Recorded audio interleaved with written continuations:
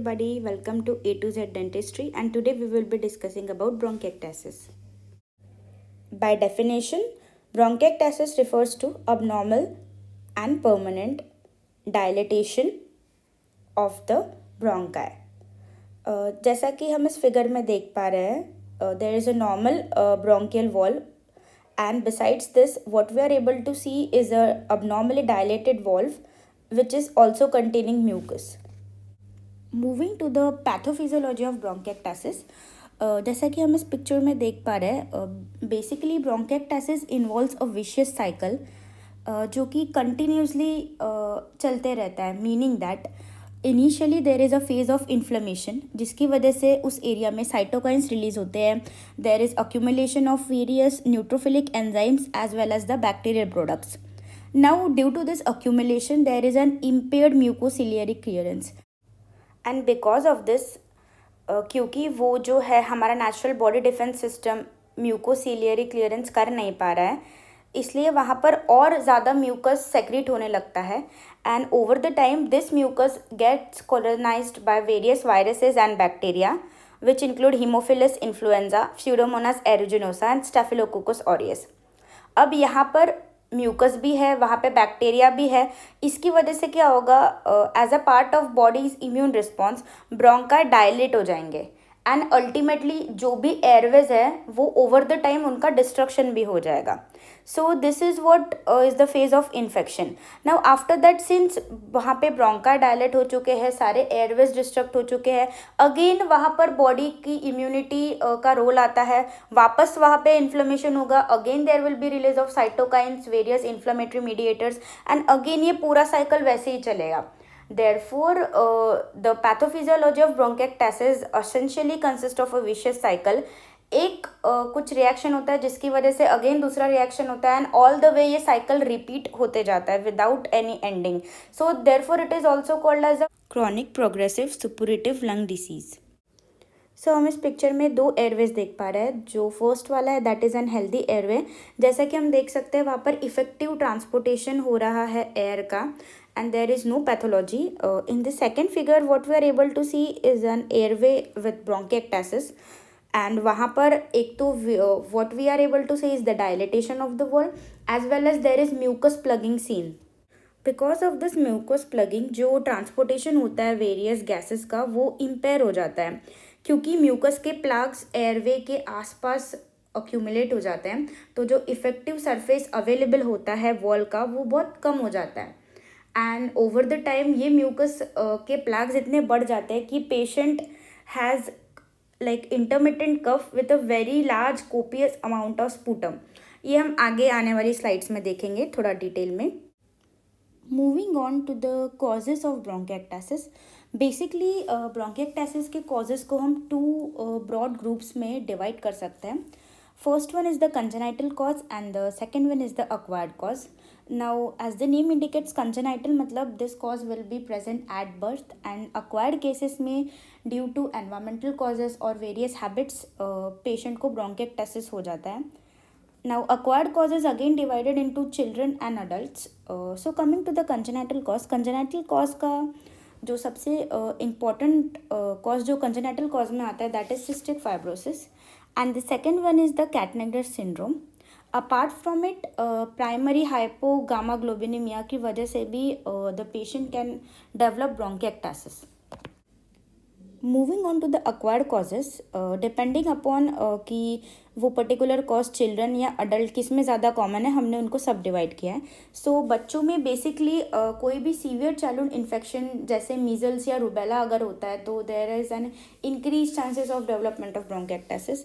Apart from this primary tuberculosis या कोई अगर फॉरेन बॉडी भी बच्चा इनहेल कर लेता है, फॉर एग्जाम्पल पीनट या कुछ और, तो वो पीनट लंग टिश्यू के अंदर जाके it acts as a nidus, वहाँ इन्फ्लेमेशन होगा एंड हमने जो पैथोफिजियोलॉजी में पढ़ा वो पूरा साइकिल चलने लगेगा. In case of adults suppurative pneumonia. Apart from this pulmonary tuberculosis and also ABPA, that is allergic bronchopulmonary aspergillosis. And of course bronchial tumour की वजह से definitely patient can develop bronchiectasis over time. So अभी तक basically हमने जितनी भी diseases देखे, जितने भी कॉजेज देखे हैं, उनमें एक फैक्टर कॉमन है, दैट इज़ कि सब में there is an direct injury to the lung tissue. Lung tissue के ऊपर अगर कोई भी इंजरी होती है तो बॉडी के किसी और पार्ट की तरह इन्फ्लेमेशन लंग्स में भी पॉसिबल है। एंड अगर यही इन्फ्लेमेशन बॉडी सबसाइड नहीं कर पाती ड्यू टू एनी कॉजेज़, तो वहाँ पर ब्रोंकेक्टासिस ओवर द टाइम डेवलप हो सकता है। Now we will be moving on towards clinical features, that is the signs and symptoms. So bronchiectasis के जो important या core symptoms है, first of all it is persistent or intermittent chronic cough with large copious amount of sputum. ये एक diagnostic feature होता है bronchiectasis का कि patient जब भी आपके पास आएगा तो he will be complaining of sputum production which is very very copious. अगर कोई और respiratory disorder होता है, अगर हम उसको ब्रोंकिएक्टासिस से कंपेयर करते हैं तो उन केसेस में जितना स्पूटम प्रोड्यूस होगा उससे कहीं ज़्यादा क्वांटिटी में ब्रोंकिएक्टासिस में प्रोड्यूस होता है। क्योंकि हमने पहले भी पढ़ा था, it is an example of superlative chronic lung disease, therefore वहाँ पर म्यूकस के प्लाग्स बनते हैं एंड अब म्यूकस को कोई रास्ता चाहिए बाहर निकलने का, therefore the mucus will come out in the form of sputum. इसके अलावा patient will definitely complain about breathlessness on exertion, because वो जो म्यूकस प्लग्स होते हैं वो एयरवे को ओवर द टाइम ब्लॉक कर देते हैं। जो इफेक्टिव सरफेस होता है रेस्पिरेशन का वो ही कम हो जाता है, therefore patient complains of breathlessness और डिस्निया। इसके अलावा recurrent pneumonia, lung infections and bronchiectasis. Now this is because वहाँ पे इन्फ्लेमेशन है एंड वहाँ म्यूकस स्टेगनेंट हो चुका है with in the Airways and उसके ऊपर वहाँ पर बहुत सारे बैक्टीरियाज एंड वायरसेस ब्रीड हो रहे हैं। इसी की वजह से patient will come to you sometimes with recurrent pneumonia or lung infections. Apart from that, asthma and COPD, this can also be one of the complaints of the patient, but this is quite rare.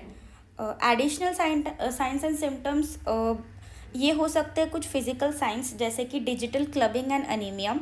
Now digital clubbing होगी because हमने जैसे पहले clubbing वाली video में discuss किया था कि clubbing respiratory causes में अगर होती है तो it is always due to a chronic disorder. अगर वो डिसऑर्डर 1 या 2 दिन पहले है या कोई अक्यूट डिसीज़ है तो उसमें क्लबिंग नहीं मिलेगी। Clubbing will be present only in cases of chronic respiratory disorders. अगर आपको क्लबिंग के दूसरे कॉजेज़ जानना है so please go and check out my other video on clubbing. इसमें मैंने डिटेल में क्लबिंग के कॉजेज़, ग्रेड्स डिस्क्राइब किया है। So moving on to next symptom, that is the coarse crackles on auscultation. ऐसे पेशेंट्स को अगर हम अस्कल्टेट करते हैं तो डेफिनेटली हमें क्रोस क्रैकल्स मिलेंगे and depending upon bronchiectasis single lung को इन्वॉल्व कर रहा है या दोनों लंग्स में है, उसके अकॉर्डिंग ये फाइंडिंग चेंज होगी। अगर सिंगल लंग में है तो जहाँ पर वो पैच रहेगा ब्रोंकिएक्टासिस का, जो लंग अफेक्टेड रहेगा उस जगह अगर हम ऑस्कल्टेट करते हैं तो हमें क्रैकल्स मिलेंगे। क्रॉनिक राइनोसाइटिस या बिकॉज अगेन म्यूकस बहुत ज़्यादा अमाउंट में सेक्रेट हो रहा है।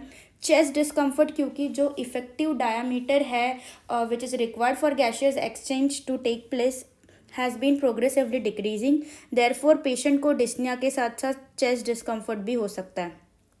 फटीग एंड वेट लॉस होगा क्योंकि पेशेंट को क्रॉनिक परसिस्टेंट कफ है with copious amount of sputum and ऐसे केसेस में क्योंकि प्रोग्रेसिव डिसीज़ है, अगर हम किसी भी प्रोग्रेसिव क्रॉनिक डिसीज़ का एग्जांपल लेते हैं तो पेशेंट को डेफिनेटली पेशेंट की कंप्लेंट्स रहती है वेट लॉस की। दैट इज़ बिकॉज वो डिसीज़ की वजह से पेशेंट ठीक से एपेटाइट नहीं ले पाता, लीडिंग टू वेट लॉस।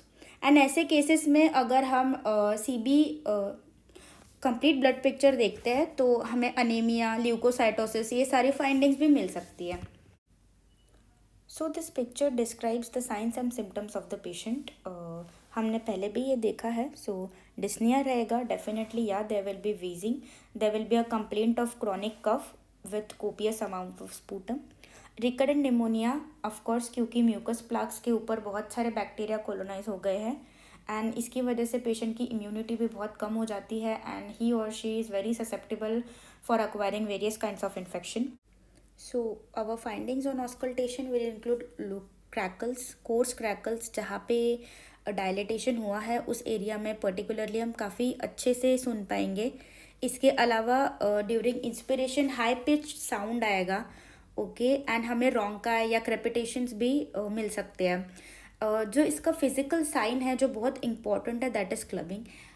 अगर कोई भी पेशेंट हमारे पास आता है कोई रेस्पिरेटरी डिसऑर्डर लेके, जो बहुत लंबे समय से है, पेशेंट विल से कि he is having the history of cough on sputum या कोई और complaint related to the RS जो बहुत टाइम से है, मंथ से है, ईयर से है, तो डेफिनेटली हमें फिजिकल फाइंडिंग्स मिलेगी इन the form of clubbing. Apart from these complaints, sometimes the patient might complain of hemoptysis. Now hemoptysis basically means blood in the sputum. अब hemoptysis क्यों होगा? सी ब्रोंकेक्टासिस में क्या होता है, वो जो डायलिटेशन हो जाता है एयरवेज का, उसके कुछ टाइप्स होते हैं, वो हम आगे आने वाली स्लाइड्स में डिस्कस करेंगे. But here the point is वहाँ पे डायलिटेशन हो गया है, वो जो एयर वॉल है वो अपने साइज से डबल हो चुकी है, वो बल्ज हो चुकी है. ऐसे केसेस में देर आर हाई चांसेस कि ये जो बल्बस एनलार्जमेंट हो गया है ये फट जाएगा over the time because of continuous accumulation of mucus and various toxins and inflammatory mediators. and इसकी वजह से वहाँ पे लाइक एकदम से insidious there will be haemoptysis. So कभी कभी there is an acute exacerbation of this bronchiectasis, and ऐसे अक्यूट केसेस में डेफिनेटली पेशेंट की कंप्लेन रहेगी हिमोप्टासिस की. सो अगर हमारे पास कोई पेशेंट आता है जिसकी हिस्ट्री है ब्रोंकेक्टासिस की and suddenly he is noticing haemoptysis, so हमें ऐसे पेशेंट्स को तुरंत एड्रेस करना चाहिए सो दैट हम लाइफ थ्रेटनिंग सिचुएशन अवॉइड कर पाए.